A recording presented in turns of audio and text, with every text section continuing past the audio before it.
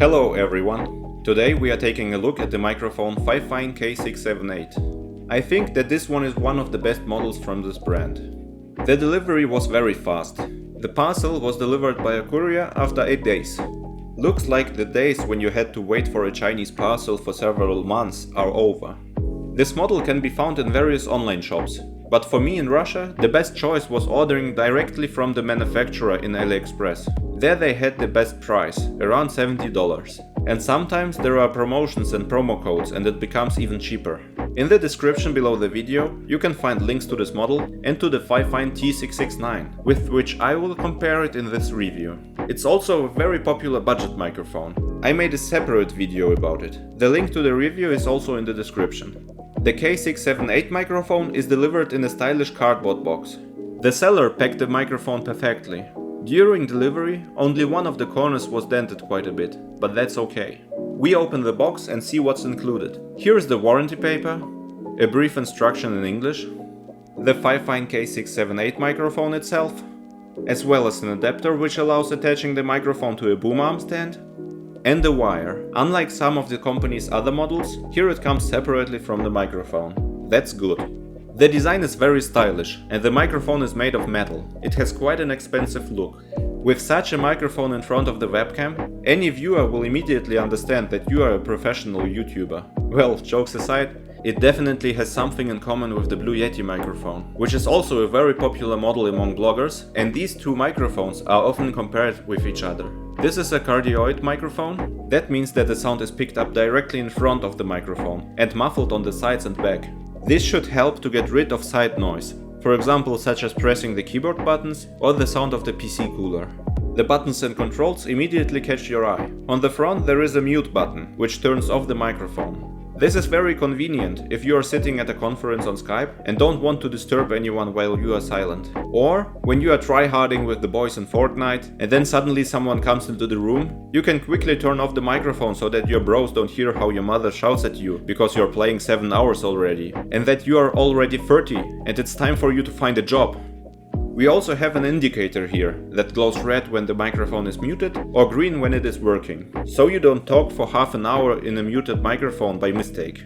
On the backside we see the volume control of the microphone itself, and below the volume control of the headphone output.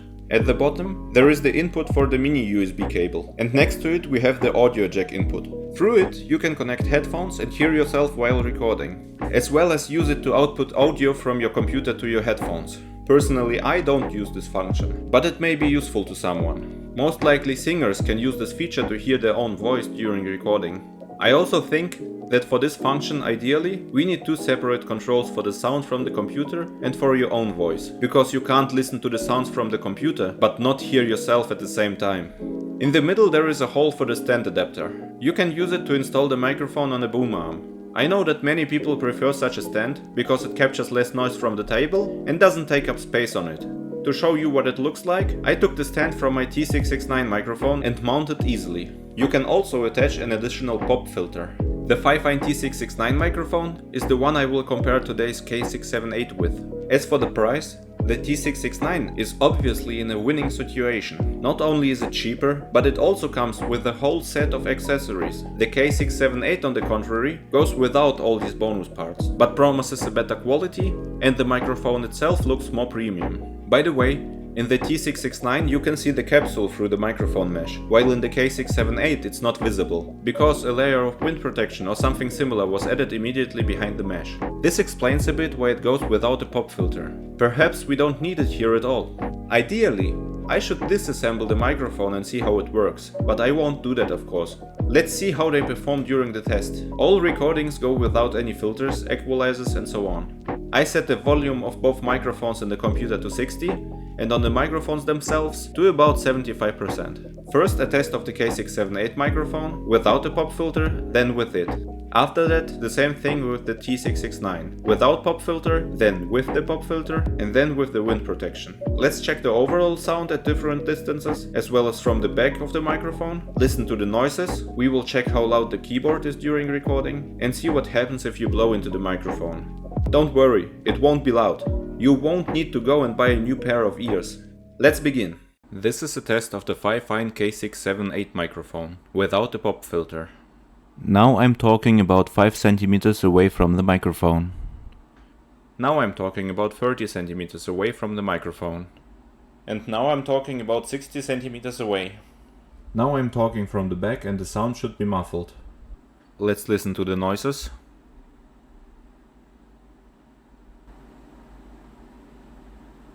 Now listen to the keyboard. Now I will gently blow into the microphone. This is a test of the Fifine K678 microphone with an additional pop filter. Now I'm talking about 5 cm away from the microphone. Now I'm talking about 30 cm away from the microphone. And now I'm talking about 60 cm away. Now I'm talking from the back and the sound should be muffled. Let's listen to the noises.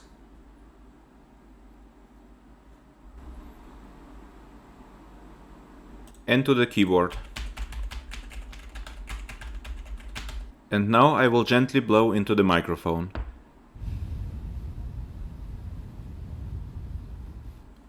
As a result of the test, we see that in fact there is no strong difference in sound, but with an additional pop filter, it is not so sensitive to airflows. I'd say that the pop filter almost completely takes the hit and only sounds are transmitted to the microphone. If you already have a pop filter, you can use it as an additional protection, but I wouldn't order it separately.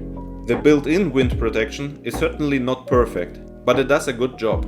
Let's continue. This is a test of the Fifine T669 microphone without a pop filter. Now I'm talking about 5 cm away from the microphone. Now I'm talking about 30 cm away from the microphone. And now I'm talking about 60 cm away. Now I'm talking from the back and the sound should be muffled. Let's listen to the noises.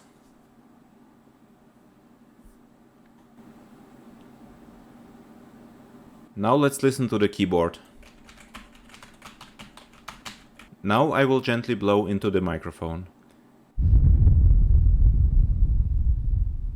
This is a test of the Fifine T669 microphone with a pop filter. Now I'm talking about 5 cm away from the microphone. Now I'm talking about 30 cm away from the microphone.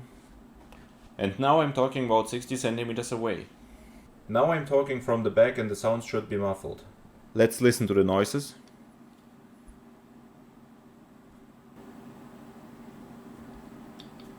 Now let's listen to the keyboard. Now I will gently blow into the microphone. This is an additional test of the Fifine T669 microphone with the wind protection. Now I'm talking about 5 cm away from the microphone. Now I'm talking about 30 cm away from the microphone. And now I'm talking about 60 cm away. Now I'm talking from the back and the sound should be muffled. Let's listen to the noises.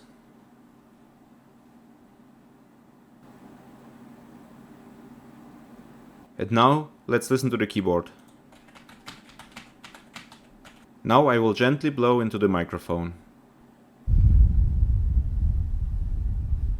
Well, what can I say? The main difference, of course, is the sensitivity to airflows, such as exhalations and explosive consonants.